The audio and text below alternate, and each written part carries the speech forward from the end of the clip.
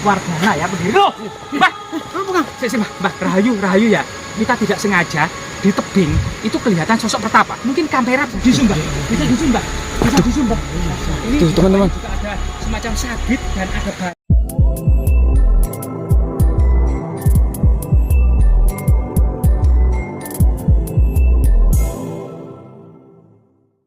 Menelisik yang menurut cerita tutur yang berkembang di masyarakat, ada semacam penampakan sosok pertapa.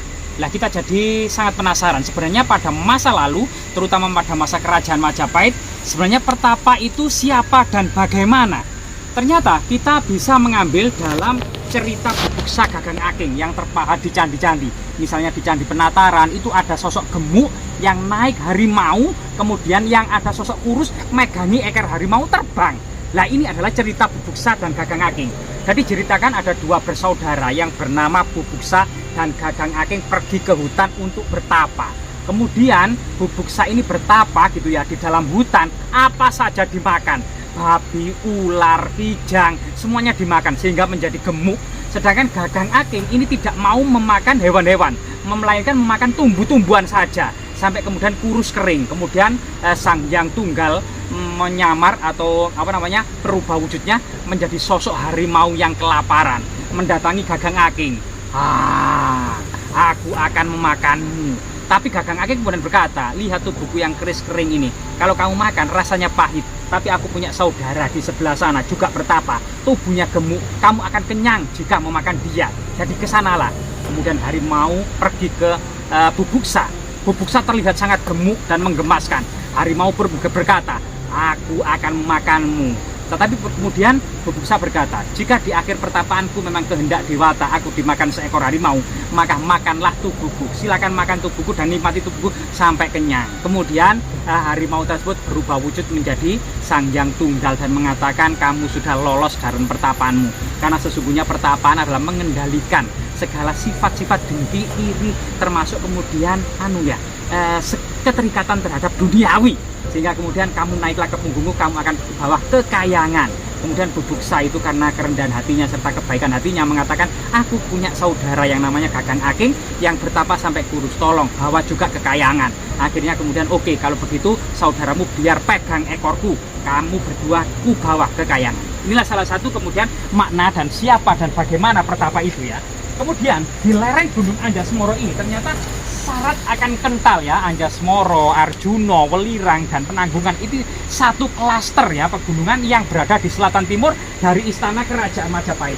Gunung ini pun bernama Gunung Anjasmara yang terilhami dari cerita Damarwulan, Putri Anjasmara dan Rantu Kencana Wungu yang berlatar belakang perang Paledrek. Tapi di sisi yang lain, pegunungan ini juga merupakan rumah dari Ayuwandira yang merupakan putri dari Maisin dan Arya Kamandanu, serta nenek Raga Runting juga diduga rumahnya di lereng Gunung Anjasmara.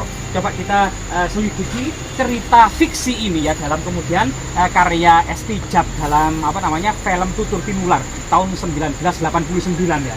Jadi diceritakan Arya Kamandanu adalah seorang pendekar yang sangat lugu, memiliki kakak yang bernama Arya Dwi Pangga yang sangat kemudian cerdik sehingga kemudian tetapi licik sehingga kemudian Maisin pun yang merupakan kekasih Arya Kamandanu kemudian diselentem gitulah, akhirnya kemudian melahirkan Ayuwandira. Tapi Arya Kamandanu juga masih berbesar hati sehingga kemudian Maisin juga masih menjadi istri dari Arya Kamandanu.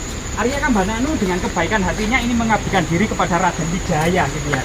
Sampai kemudian kedatangan pasukan Mongol bergabung pula dengan pasukan Mongol yang berasal dari dinasti Yuan Tiongkok.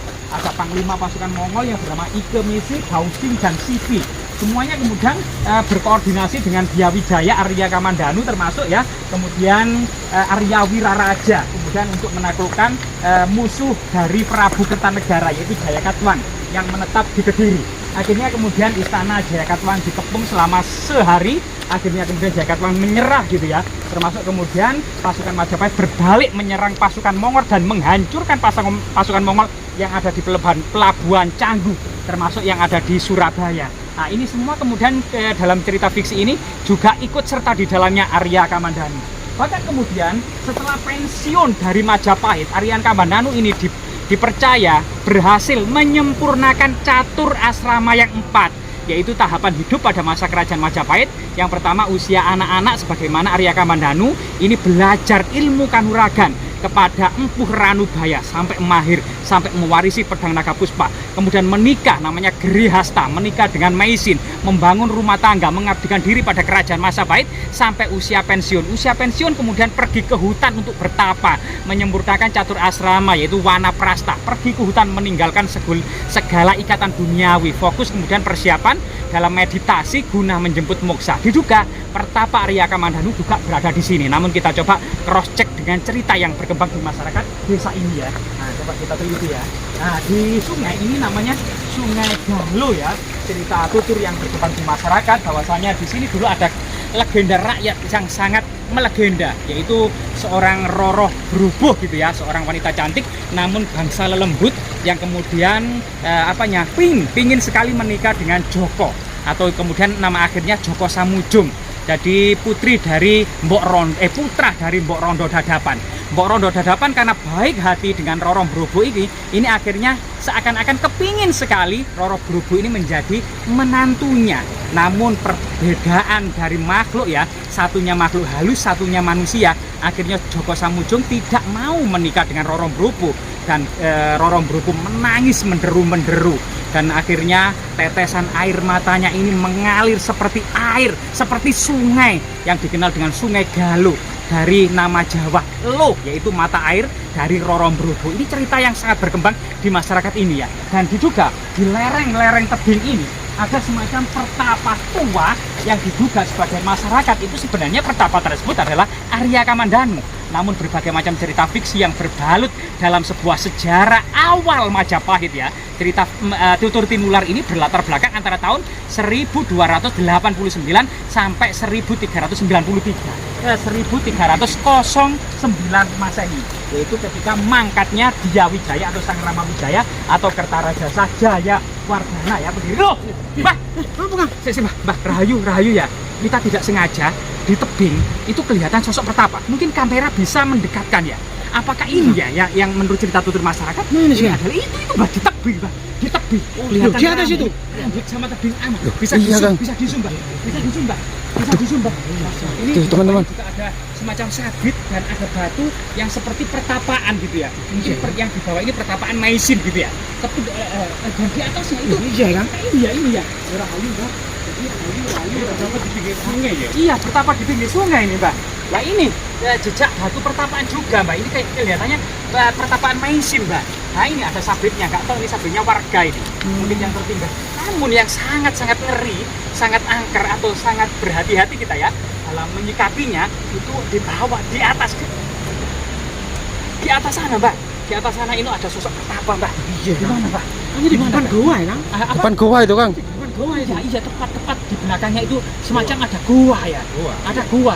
Nah ini di dalamnya itu ada sesuatu ya? Kemungkinan memang ini adalah salah satu teleportasi, salah satu teknologi pada masa kerajaan Majapahit yang bisa menembus ruang dan waktu. Jadi orang-orang zaman dulu bisa saja menuju ke masa depan saat ini kita, Mbak. Zaman milenial bisa saja. Itu namanya teleportasi, Mbak. Bahkan dulu juga ada telekinesis, Mbak. Atau kemudian telekinesis itu komunikasi pikiran tanpa kemudian terdengar, tapi dengan pikiran itu bisa berkomunikasi, Mbak. Itu juga telekinesis, Mbak. Ada juga lavitasi, Mbak, waktu itu terbang melayang, Mbak. Jadi orang-orang dulu kalau dari Majapahit pergi ke lereng Gunung Welirang, Arjuna dan Penanggungan itu cepat, dengan cepat kilat, dengan loncatan-loncakan seperti terbang. Itu juga dikenal dengan lavitasi, Mbak. Nah, ini termasuk transfigurasi, Mbak. Orang zaman dulu bisa merubah ya, dari yang cantik bisa menjadi yang jelek, atau bisa yang jelek sudah tua renta bisa menjadi cantik jelita. Itu namanya transfigurasi pada masa saat ini tuh, Mbak. Jadi luar biasa ilmu-ilmu zaman dulu harus kita sikapi dengan serendah hati ya, Mbak. Tidak langsung kemudian ngegas gitu ya. Kita dengan mengumpat kata-kata yang menjijikan dan keji. Kita harus menyikapi dengan sesuatu yang rendah hati, karena memang ternyata ada di masa lalu, kita bisa dipungkiri, ada teleportasi, lavitasi, transfigurasi, telekinesis, termasuk telepati, Mbak. Nah, telepati itu komunikasi pikiran kan ya. Nah, telepati. Nah, semoga ini ya, Mbak. Mungkin sosok tubuhnya tinggi besar seperti Arya Kamandanu, Mbak. Naiknya lewat apa itu naiknya?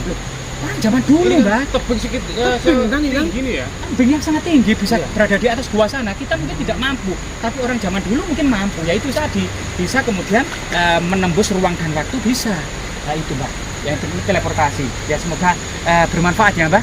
Mungkin apa yang kita tahu ini dan apa yang kita sikapi berbagai macam fenomena alam dan berbagai macam pengalaman mistis yang ada di tengah-tengah masyarakat ini hendaklah kita sikapi sebagai sesuatu yang rendah hati dan tetap kita kemudian mengkaji apa itu yang teleportasi, telekinesis, levitasi, transfigurasi termasuk telepati. Semoga bermanfaat teman-teman.